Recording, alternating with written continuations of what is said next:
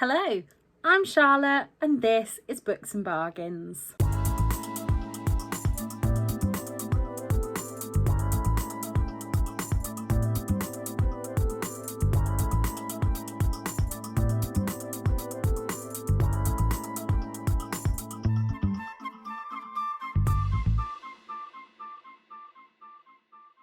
Welcome to my June wrap-up. Now, if you don't watch my vlogs, I am purposely moving my wrap-ups a little bit later.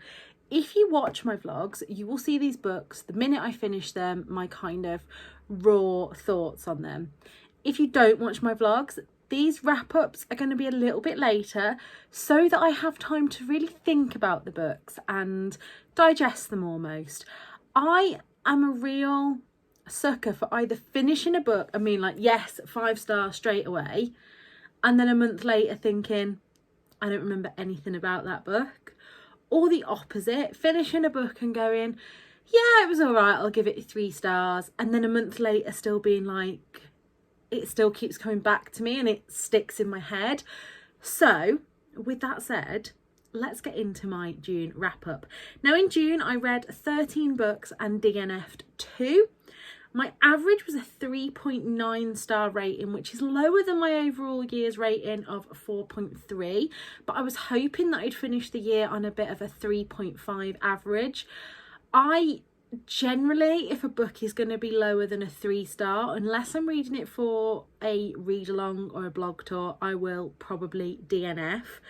But I'm getting better at knowing if a book is going to be for me before I go into it, and honestly anything more than a 2.5 star for me is still good.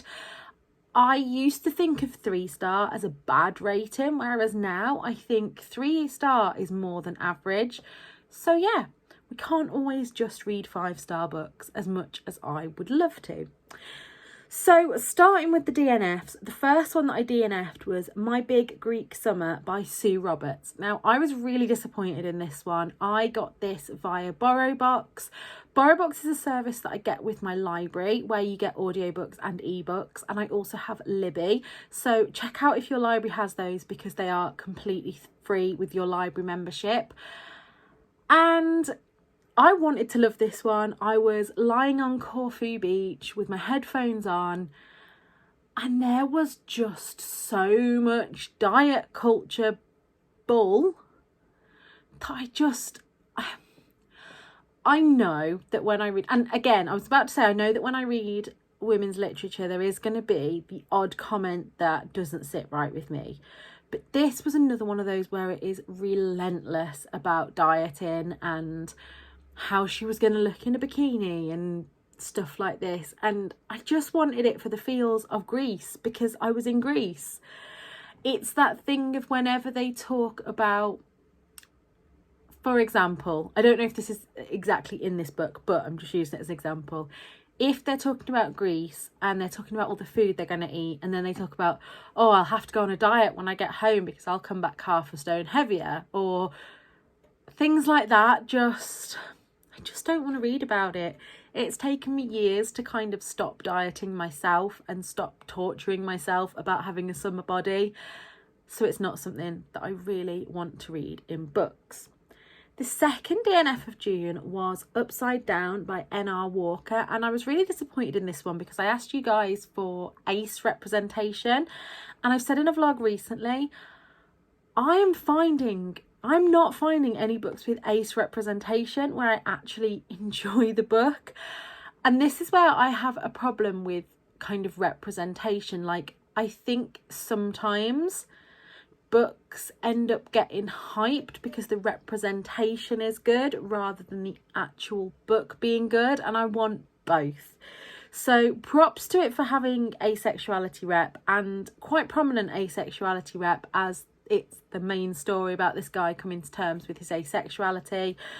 The biggest problem for me with this one is that the 2 main characters in it, whose names I can't even remember, 2 male characters, who both read as if they were about 14 and they were meant to be kind of early 20s, and that I just couldn't get into it because of that.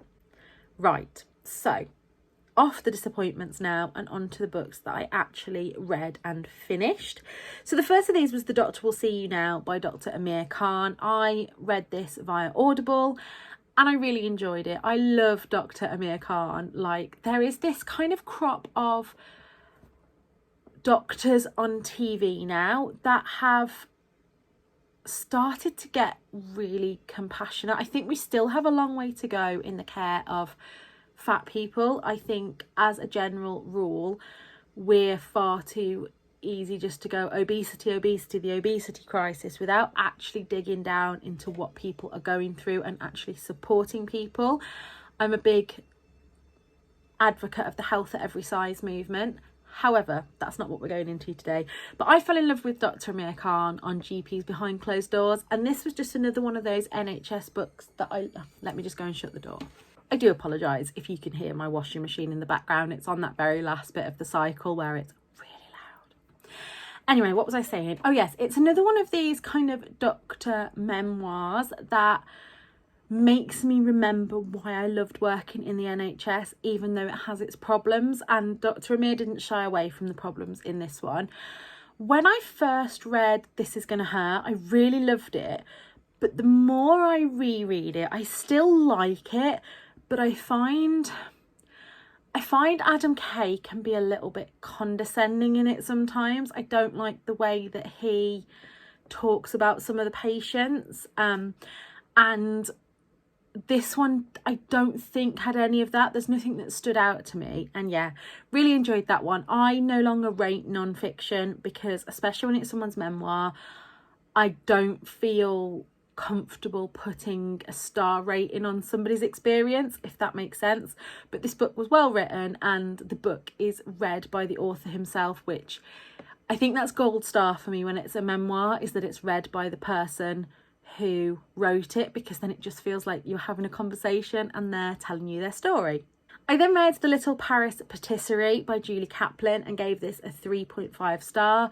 This was the third book in the Julie Caplin Romantic Escape series, and I will carry on reading them. These generally get between a 3 and a 4 star from me, depending on if I like the romance, because the food descriptions in these and the place descriptions are a 5 star. It always loses stars for me because there is always diet culture stuff, not as in your face as some where it's every other page. They're the ones I tend to DNF, but this is like a stone in my shoe, so it definitely loses half a star to a star for that. And in this one, no, I did enjoy the romance in this one. It was the Brooklyn Bakery that I wasn't keen on the romance. And yeah, what can I say? I feel like I need to visit Paris now. I've said before, Paris was never big on my bucket list, but I've read a few Paris related books recently and fallen in love. I especially want to go to Angelica's for the hot chocolate. And this has made me fall in love with Patisserie. General story of this one is we meet Nina, who is she's a bit of a foodie. She does work in her family's like farm shop making cakes and things. And when Sebastian breaks his leg and needs someone to be a kind of run around, she offers, or her brother offers for her to go. She did once have a crush on Seb and now they kind of hate each other. So she goes off to Paris. The best character for me in this wasn't actually Nina or Sebastian. It was, I think her name was Maddie. I listened to this via Scribd, by the way, and I'm sure that the description wasn't meant to be this. I'm sure she was blonde, but in my head, because she had a Brummie accent, I just kept picturing Alison Hammond, and that really like amped up the enjoyment for me. I loved the kind of all the different characters that met in the patisserie. And what else can I say? She made these patisseries that were like eclairs, but the flavours were based on British things. So I think there was like a millionaire shortbread type one and a jammy dodger type one, and a bourbon biscuit type one. And as I'm reading, I was just like, I need an eclair and I need an eclair now. I then read The Wife Between Us by Greer, Hendricks and Sarah Pekannen. Again, I don't have a copy of this one. I left it in the book swap in Corfu. I really enjoyed this one. And now this is where I want to talk about fat phobia. Now, I know that it's not always obvious when something is fat phobic, but to me, fat phobic especially is talking about someone's worth based on their weight, or the villain always being fat and ugly and things like that. This one did have a lot of diet culture references, but not in a way that it was assigning any moral to it. It was more that the main character had lost weight due to a breakup and stress, which is something that people go through. There was nothing saying that she was a better person now that she was thin. In fact, it was more the opposite. And so I didn't find this fat phobic. There are content warnings for kind of numbers on scales and clothes sizes and things like that, but I didn't find the book inherently fat phobic, but that's just my opinion. I really enjoyed this book. There were a few twists that I didn't see coming, and I would pretty much read anything that Greer, Hendricks and Sarah Pekannen write. I think I have one more book of theirs to read, and then I will be up to date with them. But yeah, I gave this one 4-star. There were a few little bits that I didn't particularly like, and I can't remember the ending now off the top of my head. Oh no, maybe I can. I don't know if I can remember the ending or not, but there were a few bits that I thought were a bit, yeah, that couldn't happen. They were a bit too unbelievable, but on the whole, really enjoyed this book. I then read P.S. Come to Italy by Nicki Pelligrino. This was via NetGalley. I have been reading this for months and it was so slow. I read The Food of Love Cookery School last year that she wrote and enjoyed it. It was the first book that I'd read that had like real good food descriptions in it. But I think now I've read a lot more books that do it better. So unfortunately, I don't think Nicki Pelligrino is an author for me.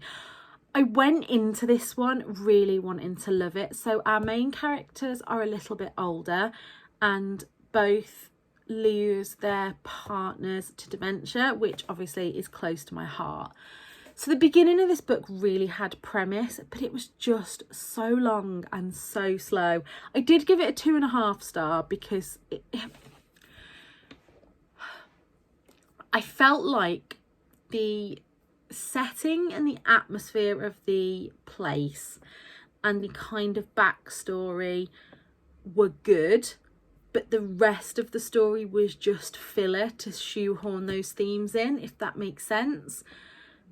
So a lot of it didn't enjoy. The chapters were so long that I'd find myself reading, and I'm very picky about, I don't stop in the middle of chapters, so I'd find myself skipping forward a few pages to see how much longer I'd got to go. And I think if you're doing that in a book, it's not for you. However, did want to finish reading it because it was a NetGalley arc, and did. But yeah, I don't think Nicki Pelligrino is an author for me. I then read the Juno Games, The Gender Games by Juno Dawson, and this was fantastic. This is the first Juno Dawson non-fiction that I've read, and it had a very similar writing style to Juno Dawson's fiction, which I really liked, but it explored a lot of culture. Now, this was fantastic because, as it says on the front, the problem with men and women from someone who has been both. And if you don't know, Juno Dawson is a trans woman, and she really eloquently managed to talk about problems with both genders, but still with that same humour that Juno Dawson has. I thought this was going to be a YA book, and I actually messaged my sister at the beginning saying that I think my nephew should read this. My nephew's 12, so as I got further in, I was like, no, maybe one for when he's a bit older. And yeah, it's a really, really good book. I could definitely see myself reading this one again, so that is going to stay in my collection. Again, I don't rate non-fiction, but if I did rate it, it would probably be a 5-star. There was a lot about gay culture in this one that I, as a cis woman, didn't really know anything about, and it really opened my eyes to things. And yeah, I think this is one that everyone should read. I then read The Do's and Donuts of Love by Adiba Jaigirdar. In this, we follow our two main characters who are ex-girlfriends and their parents run rival bakeries in, I think it's Dublin. It's definitely an island. Anyway, they both enter a baking competition, very reminiscent of the Great British Bake Off. And definitely because we have, I can't remember the characters' names. I know we have Marie Cherry. And then is it this one that has Gordon Cramsey or Gareth Cramsey or something? It's so funny. You can tell. Oh, and Padma Bollywood, that was the other one. And it was so much fun. If you're into baking and things, I would definitely recommend this one. It is a YA book, and I think I said in my vlog that it's very much a less sweary, muted down version of Alexis Hall's, what's the one called? Rosalind Palmer Takes the Cake. Like I say, really enjoyed this one, gave it a 4-star, but I'm going to pass it on. The next book I read was very kindly sent to me by the publisher, and that is The Woman Who Lied by Claire Douglas, and I gave this a 4.5-star. I can't remember now why it didn't get a 5-star. There must have been a reason, but I can't remember it. Anyway, I bloody loved this book. So in this thriller, we are following a woman, don't know her name, who is an author, and slowly things start happening in her real life, and they mirror things that have happened in her past books. Now, she has already decided with her publisher that she's written like a crime series of, I think, 10 books. And she's decided that in this latest book, she is going to kill off the detective. So when things start happening that mirror her older books, she's really worried that somebody is out to kill her. I'm really sorry if I keep looking out the window, but I think there's like, I don't know whether it's just a leaf that's got caught, but it looks like a little mouse up a tree. And the cats are in at the moment, so it's not that they've chased it up. I think it might just be a leaf. I think, yeah, it is. It's just a brown leaf, but it looks like a mouse up a tree. Anyway, back to this book. And this was one of those that I didn't want to put down. That's how I always know that a thriller is good for me. And generally thrillers are real page turners, and I just wanted to keep reading. In fact, I read this in like 2 days, which, spot on. I wish I remembered why I didn't give it that extra 0.5 star. I think there was something that just didn't sit with me. I've probably written on my story graph, so have a look down below. But yeah, 4.5 stars. We'll definitely be looking out for more from Claire Douglas, and I actually do have another Claire Douglas on my TBR. I won't be holding on to that one. I'm really trying to get better, like I say, at only keeping books that I would read again, but then I think I would read that again. Okay, for now, that one is staying. I then read a book that I knew I was going to love, and I pre-ordered in hardback because that's how much I wanted to read it. No prizes for guessing that is The Shadow Cabinet by Juno Dawson. I can't really give you much on this one because this is the second in the series, and I don't want to give away any spoilers for book 1.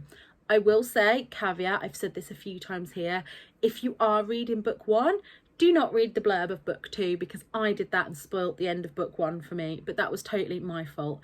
This one has these gorgeous sprayed edges, and I am on the lookout now for the gorgeous sprayed edges version of book 1. That is one thing that I'm going to give myself permission to buy on my no spend if I find it, because just look at it. Just look at it. Anyway, what can I tell you? I can tell you about the series as a whole. So this is it's peak Juno Dawson. It has fantastic sarcastic humour and 90s references. Proper British humour. British humour in this one. And I think that it's just magical. It's about witches. But it's about so much more. It's so political. The first one is called Her Majesty's Royal Coven, or HMRC. And yeah, I loved it. I loved the politicalness through it, and I loved all the tongue-in-cheek humour. And if you haven't read the first book, get on it. Definitely keeping this one. There's just no question there. And then an anticipated release that actually let me down. I gave this a 2.5 star, and that was Ryan and Arthur and Teddy Are Coming Out by Ryan Love. Now, that cover is one of the most stunning that I have seen this year, and I was kindly sent this by the publisher to review, and it just fell a bit flat for me. I will say Arthur's story, so at the very beginning, Arthur is a man in his late 70s who has come out as gay, and the way his family and friends react is not always brilliant. His grandson Teddy is also gay and hasn't come out, and because of the way his grandpa is treated, it kind of makes him retreat back into the closet a little bit and struggle to come out himself. Now, Arthur's story, like I say, I really, really loved. Teddy's just fell really flat. And so because we're spending time in the two narratives, because I didn't enjoy the second narrative, every time I got to those chapters, it took me right back out of the story.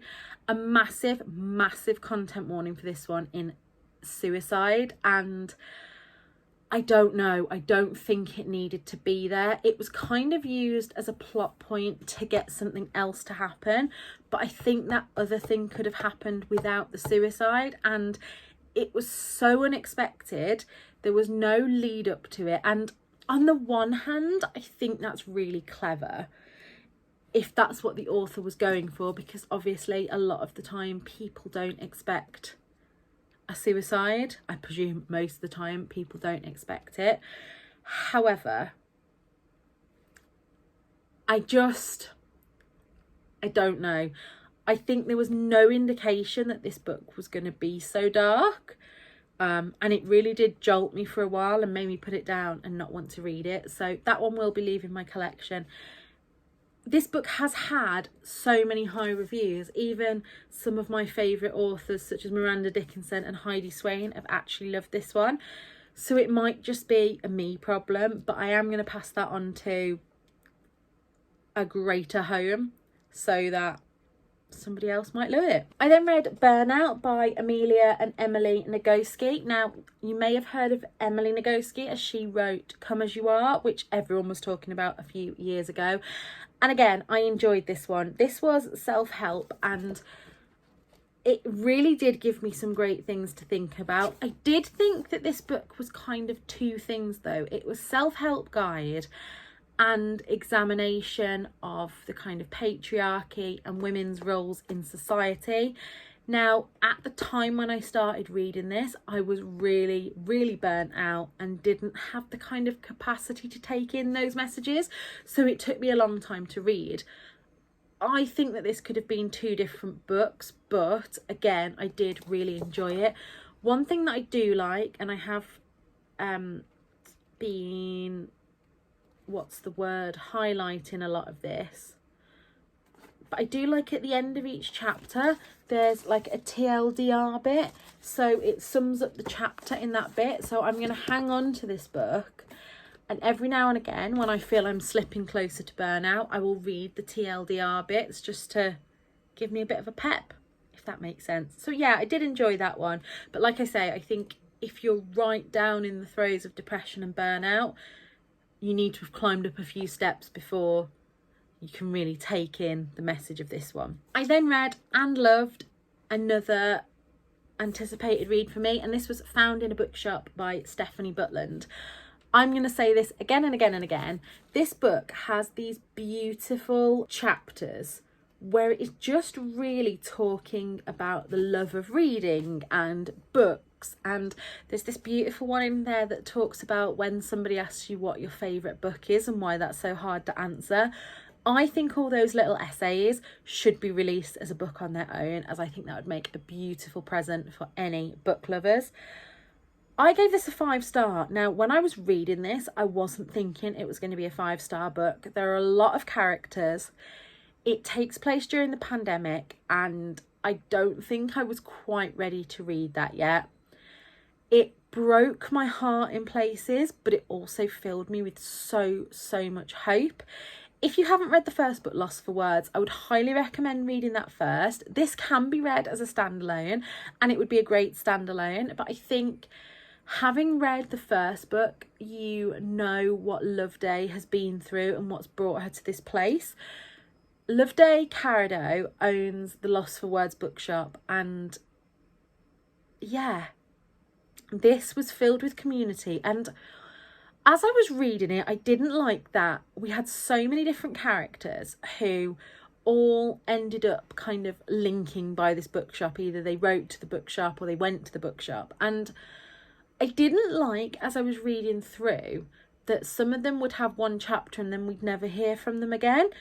But actually, I think that was the whole point, that this bookshop was kind of the focal point. And there are some people in your life that you meet again and again and again, and there's some people that you only meet once, but they have that kind of impact on you. I always used to think of it, there was a quote when I was doing my nursing that I can't remember who it was by or what it went, but it was something along the lines of like, when you meet someone, you become part of their story. And it goes on to say that they might not remember what you said to them, but they'll remember how you made them feel.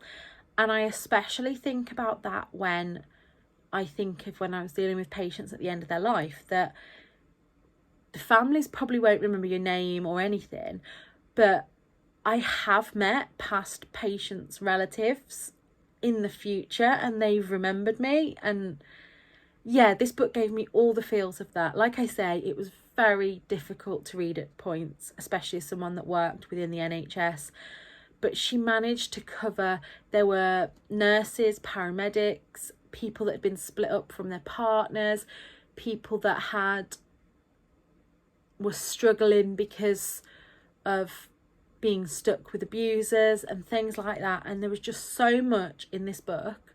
I will definitely be holding on to this one and definitely reread it. I then read another 5-star book straight away after, and that was Ace of Spades by Faridah Abike-Iyimide. I think I've said that right.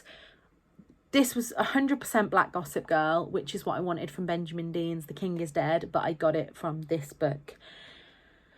Now, the main premise of this one, this is a YA book. I would say that it's more mature YA, maybe like 14 plus. And this is set in a prestigious school in the US. And I don't really want to give too much away, but apart from, I mean, the quote on the top is probably the best to go into it.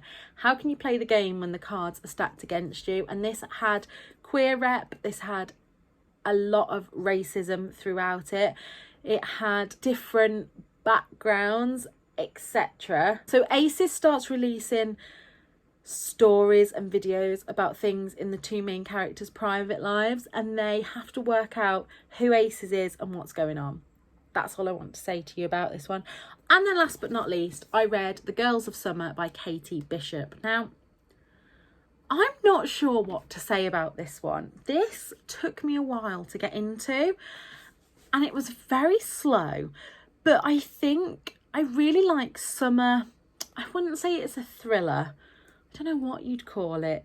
It says, what if everything you remember was a lie? And it is that a group of young girls arrived on a Greek island. I don't think it actually says which island it is. No, but they arrived on this Greek island in the summer as, I think, 17 and 18-year-olds. And our main character fell in love with this man, Alistair.